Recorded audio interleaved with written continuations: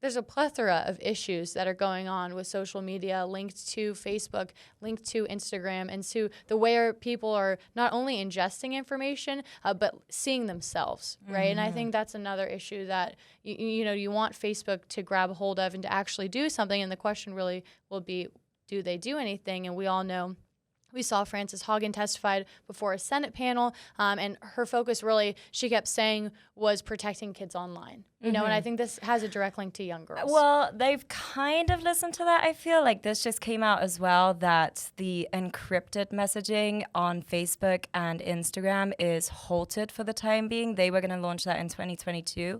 Instead, they're going to be launching that in 2023. I don't know how, but the reason being is because a lot of these, like, child protection services have argued the fact is that with these encryption, people that are going to be using like child pornography or, just like utilize that whole thing against younger children, that they won't be protected when it comes to these encryptions in place. WhatsApp already has that. That's why a lot of people use WhatsApp these days. But Facebook and Instagram is pushing that back now. And I feel like, after the whole hiccup as well, they've, stopped launching the Instagram for kids.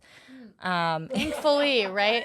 I really wonder what would have been on that thing. Seriously. Our producer, as a young child, probably doesn't want them on social media. You know what, actually, Brian? Creepy. I'm sorry. I do want to throw a question at you. Sure. If there was an Instagram for kids, like imagine this for your daughter, not at your daughter's age, because she's how old? She'll be 4 in a few months.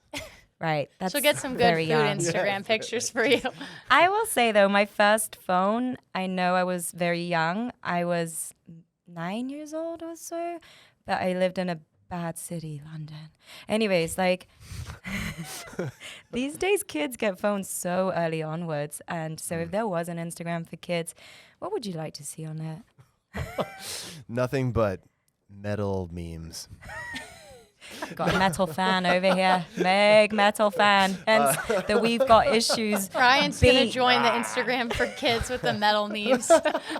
I think I would want nothing but images of reminders to get off your phone and go play. No entry. No, you're going to set the time limit. You can do that now, which actually that goes outside of obviously what Facebook and Instagram are doing themselves. I guess we should just say Facebook. But we do have a name change. We do have a name change. That's the thing. We have a name change. But you can, sort of try to take control, and you're in a sense of yourself where you can limit your app use. But how many times do you click skip limit today? And also, you gotta have great discipline. Right. Who has great discipline? I like to think I do sometimes, but in the world of social media, obviously it's so hard. You just want more. People are addicted to this, and we talk about young people as well. And I want to bring up one other point.